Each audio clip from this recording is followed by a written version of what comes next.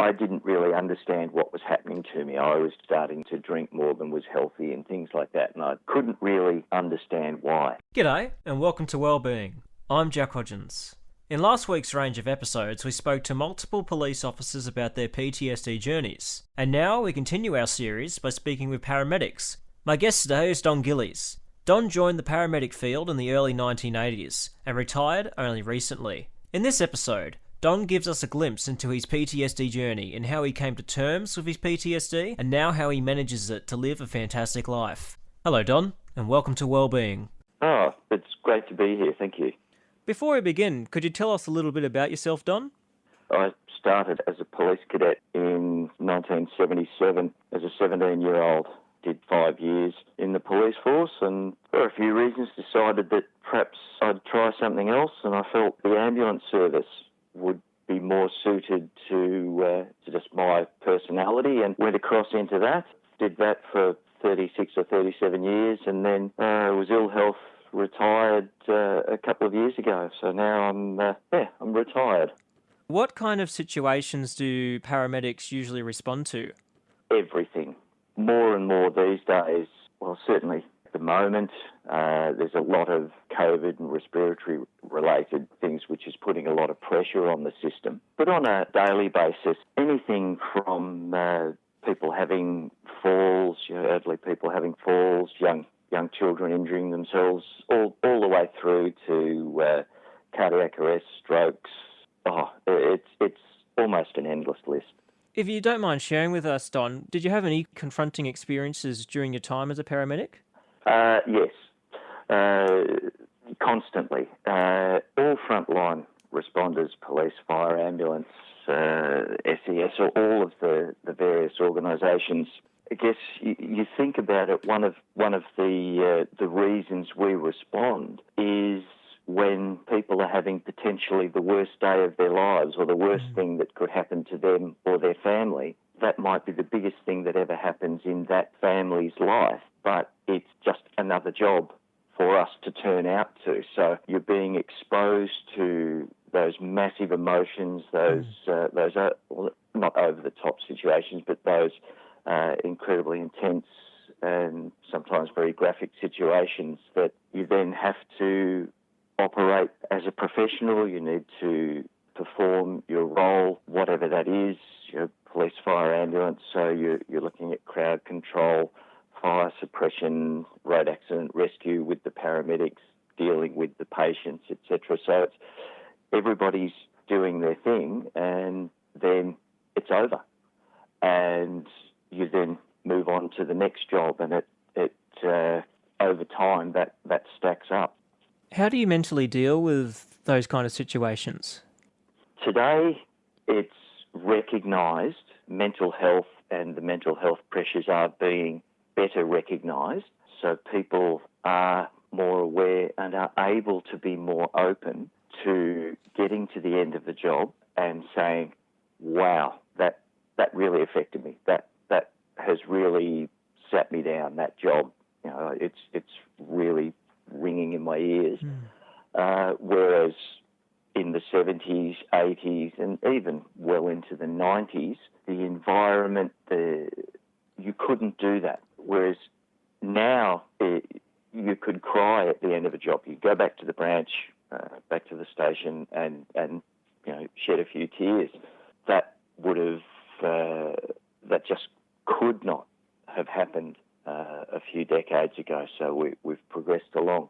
People do different things: mindfulness, yoga, just going for a walk, talking. The ambulance service in Victoria has a program where you're able to go and speak to a psychologist and have a diffuse or a debrief, those types of things. So there's basically anything that makes you feel better within yourself physically and mentally are the types of things that we're encouraged to do. When did PTSD start to become a part of your life? Very early. When I was in the police force, so late teens and early 20s. Back in that period of time, it was a very different world. The divisional van would be sent to everything, and so you'd roll up to all sorts of events, and I did a number of fatalities, some that sort of stuck in my mind, and a couple of other jobs that were very graphic and didn't go well. One was a firearms incident where I was wrestling with an armed offender. The firearm was discharged, but didn't actually go off while we had it in close contact, and we just thought, the weapon's not loaded, but turns out it was loaded, but it was a dud round, and that one really spun me right out because the barrel was pushed hard up against me at the time. So that one sat for a long, long time, and that's partly when I decided that, okay, I think I need to be in a job where there's going to be less firearms pointed at me. I went across into ambulance, but I didn't realise at the time, because at that point in the 70s, we were seeing the Vietnam veterans coming back with their issues, and that's where the term, where post-traumatic stress disorder first got its name, was with that cohort of people, and that it was still evolving. So I didn't really understand what I was feeling and what was happening to me. Yeah, once I got into ambulance, as you can imagine, there's obviously many jobs over the decades, many jobs that have stuck with me for all sorts of reasons, and they've added to the issues that eventually caught up with me. How common would you say that PTSD is in those in the paramedic field? Unfortunately, it's very common. A lot of it is the jobs, the seeing of being involved in these incredible situations, but then trying to then deal with that within yourself makes it hard, and so it becomes a little bit compounding. But yes, it's a lot more common than I think people would realise looking in from the outside, because of the professional demeanour that's maintained by the paramedics. Pretty much anyone you talk to, if they're talking about a situation where paramedics have attended, especially where it's been a fairly acute situation, one of the most common phrases that always gets said is that, they were so professional, they knew just what to do and they knew just what to say. And to a degree, that capacity to do that comes with putting on the uniform. And so you're putting on the Iron Man suit, the Superman suit, or Superwoman suit. But it's when the end of the shift, you're figuratively out of your uniform, you're driving home, or you're sitting at home at the end of your shift, then the issues can really start to chase you up. And so it's when the individual's not on view to the public that it often shows up. So in many ways, PTSD happens gradually over time. Yes, for paramedics and police, yes, because it's this constant exposure, but it can occur from a single incident.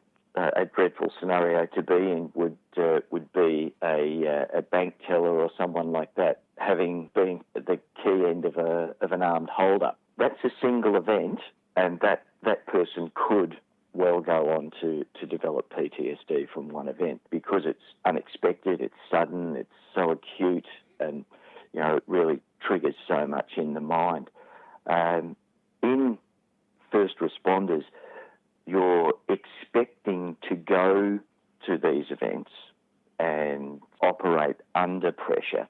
And so there is that expectation can kind of give a bit of a buffer, but the longer you're in, the more you're exposed to, when you see, unfortunately, what some people are capable of doing, what society can sometimes do in its back rooms, that just wears away. It's almost an erosion.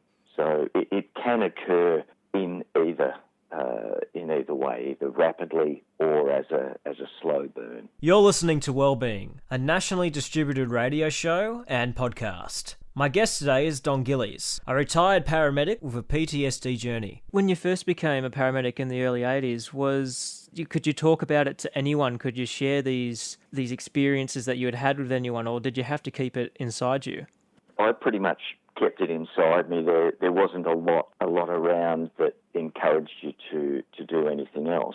I had a few friends in ambulance, close friends, that we would talk, as the younger guys coming on board in our early 20s, we would talk amongst ourselves, but certainly not with some of the more senior guys who'd been around since the 50s and 60s. Then in, I think, the mid-80s, the ambulance service saw there was some issues, and the Victorian Ambulance Crisis Counselling came in, the VACU it was called, Victorian Ambulance Counselling Unit. A Dr. Robin Robinson, who had done a lot of work with Vietnam veterans and was quite well versed in PTSD, and she was brought on board and set this up. And I went and spoke with Robin in about 1985, 86, somewhere around there. So that's when I was first diagnosed with PTSD, and as she had said that at that time I was presenting in a very similar fashion to a combat veteran psychologically, which was quite that was a real wow moment for me, because you don't think of it in those terms. Your experiences equate to those of a soldier. Was that the first time in 1985 when you heard the term PTSD, post-traumatic stress disorder? I think it was the first time that it had really, I really picked it up and looked at it. I think it may have sort of drifted around prior to that, but that was the first time it was really like, okay, this is what it is, and this is what you've got. When did the paramedic field really start taking things like PTSD seriously?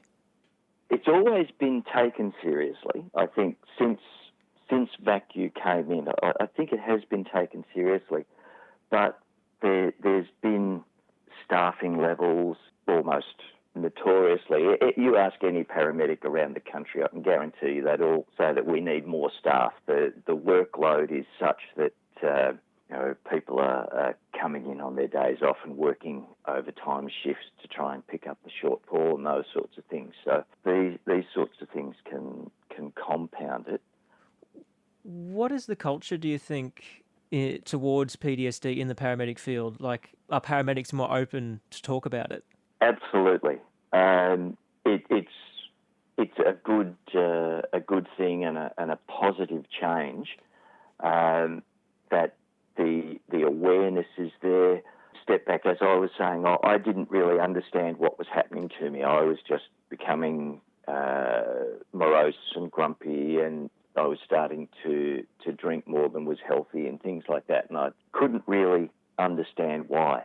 Now, through education and just general awareness, as people are experiencing these sorts of issues or recognising in themselves in the early phases, there are now people that they can talk to, places they can go. They're encouraged to take some time for themselves. So, yeah, it's a lot more positive now, and the awareness is so much greater. What became harder to do in daily life when you did have PTSD? Getting out of bed. It doesn't go away. I'm still on medication, have been for decades. I still see a psychiatrist and a psychologist. But at the times when it was at its worst, the element that was predominant was the depression. That's the big one. There's PTSD presents a little bit differently in each person. Obviously we're all different.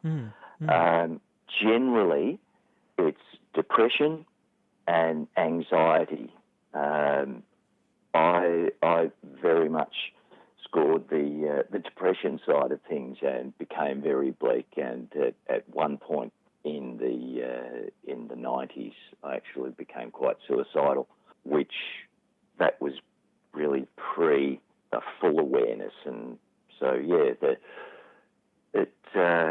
the capacity to be able to do almost anything under a deep depression, it's hard to describe. It literally is a battle just to get out of bed.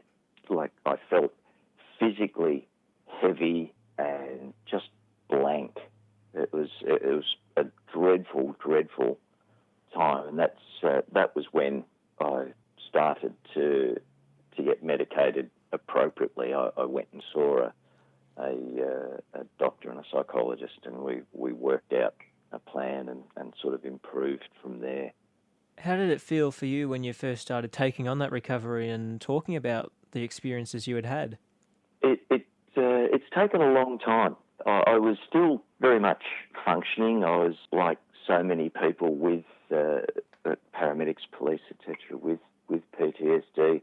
I was still very functional at work. It's almost an oxymoron that the place that I felt the most comfortable was at work under pressure. The part of there's a chemical reason for that. There's the release of the adrenaline, as you can imagine. When we've had an adrenaline release, when you get a shock, you then get the cortisol from the parasympathetic nervous system that settles everything back down. And what's been found in studies is that this constant exposure, this essentially daily exposure to this heightened adrenaline level, actually burns out a few circuits. People with those roles with PTSD are simply unable to wind down. We don't have the switch anymore that allows you to dial back down to, in brackets, normal. Our normal is way off what the average citizen's normal is. And so to a degree that almost makes you a slave to that exposure, because that's where you feel normal. That's your normal place, is upside down in a car trying to get an intravenous line in someone that's bleeding all over you. That's normal. That's as normal as working at Bunnings and replacing the boxes of nails on the shelves. It's my job. It's what I do. Did the PTSD ever affect the relationships around you? Yes, very much so. I think it had quite an impact on my first marriage that broke down not long after I went into the ambulance service. I look back on that and I think, there was a lot of that was just me trying to just survive. My wife now, we've been together 34 years. We've got 3 kids and a grandchild, and there've been times, I know, we've talked about it, where she has, certainly not for a long time now, but where in the late 90s, where I was a bit unstable with how I was reacting to everything, and I nearly lost this marriage as well. It's quite common in the emergency services. Multiple marriages is very common. Did you ever have this feeling that you really wanted to get rid of the PTSD, but you just couldn't? Yeah. It would be great for it to just go away. That's where I was when I had a suicide attempt in the 90s, and I've since spoken to a lot of people. I'm involved in an organisation called the Code 9 Foundation, which is for first responders. It's a mental health support group. And talking to a number of other first responders that have been in the same position and looked at suicide, I look back on that, and the purpose in my mind was not that I want to kill myself, I want to end it all.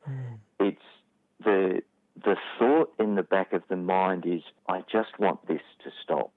So very different to why some other people make that act. But again, another quote that I read some time ago when was that suicide is the result of making the most important decision about your life at a time when you're least capable of making it. And I think that's really hits home. The emotional pain, you know things aren't right, you know that you're not functioning well, but it's not a physical pain.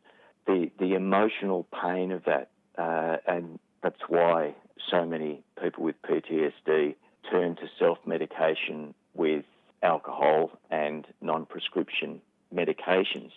It's just to dull down or temporarily shut down that emotional pain. It's just to make that stop for a while. You're listening to Wellbeing, a nationally distributed radio show and podcast. My guest today is Don Gillies, a retired paramedic with a PTSD journey. Would you say, Don, that a big step in your recovery was accepting that the PTSD was here to stay and that it was not something that you could necessarily cure? Yes, absolutely. And once I'd sort of made my peace with that, I was able to start to move forward. Once you're able to break out of that low position, that absolutely down position, and start to move forward, that's when I was able to do things. I started doing yoga, some mindfulness exercises, walking, just getting out and about. And about 16 months ago or thereabouts, I was fortunate enough to be able to get a medical assistance dog, a service dog, who has been, I'm just looking at him asleep on the floor here working hard. He has been incredible for me, and I have a number of other friends who have assistance dogs through Assistance Dogs Australia that are specifically PTSD trained. And he's made a massive difference to me in the time that I've had him, in that 15 months. I've improved markedly just in my general demeanour, and I've been able to drop 3 quite solid medications completely. So yeah, that was just a fantastic thing, and it's something that we are seeing more of, which is great.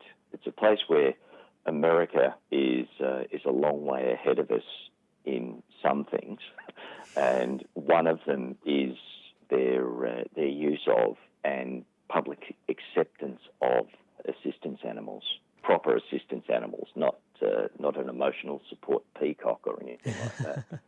What are the ways that a family member or friend can effectively help someone that does have PTSD? Listen, just let them talk, encourage them to talk, and let them talk. Give them space. If there's talking and encouraging to talk is great, and it has its place, and most people will talk given the chance, but some people just want space. So, if make the offer to allow them to talk, give them space, and understand that you can't fix it.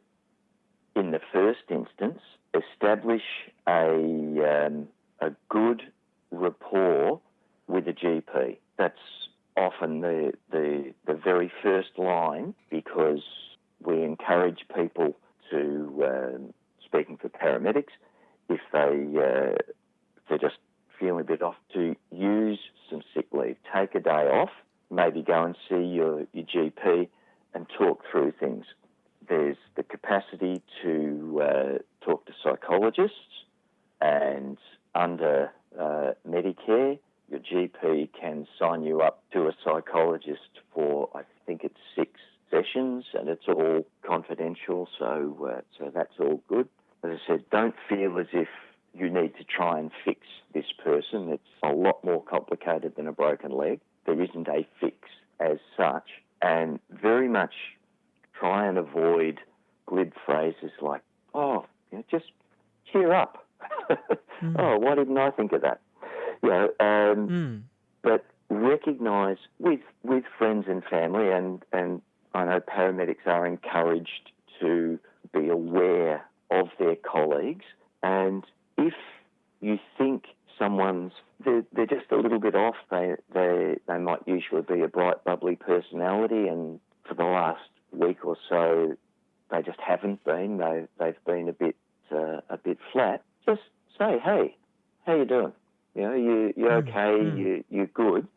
And I know we have Are You OK Day in September, I think it is, off the top of my head, which is a great initiative. But always remember, if you're going to ask that question, be prepared to hear, well, actually, no, I'm not, and have that person open up. Be prepared for that. From all we've talked about, Don, and all the things you've shared, despite the PTSD, have you loved the work that you did? Absolutely. Probably I was finally ill health retired, and that was about 2 years shy of when I was planning on retiring. But no, I'm big on using quotes, and there was a quote that I heard somewhere once, and I think it was a sportsman, but it worked well for me, is that he'd achieved something, and the question was, would you do it again?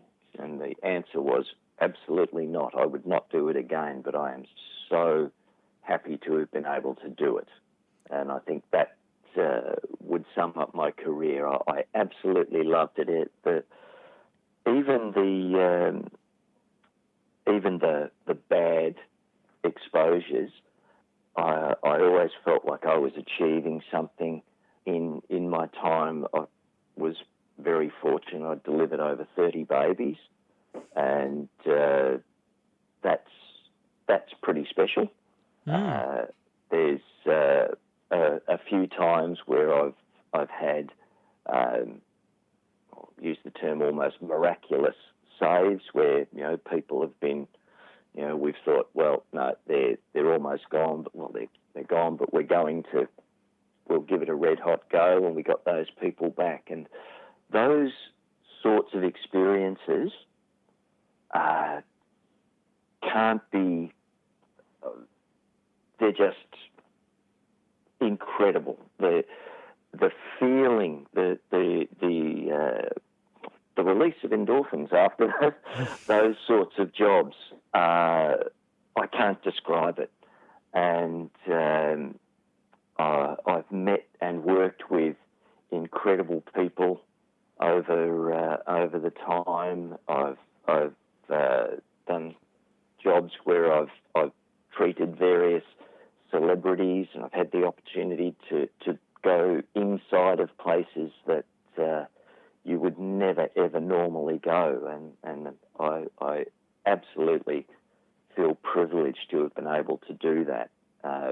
Yes, it came at a cost, but I think I've made my peace with all of that, and I'm good.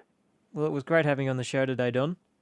Oh no, I appreciate the opportunity to talk, and I hope somebody out there, or anybody out there, takes something positive away from this, or gets a little bit of a better understanding, especially of someone, a friend or a family member, then it's been absolutely worthwhile. My guest today was Don Gillies, a retired paramedic from Australia. Tune in to our next episode where we speak with a Canadian paramedic about their PTSD journey. And if you like this content, check out the rest of our series we have on PTSD. Thank you for listening. I'm Jack Hodgins, and all of us at Wellbeing wish you well.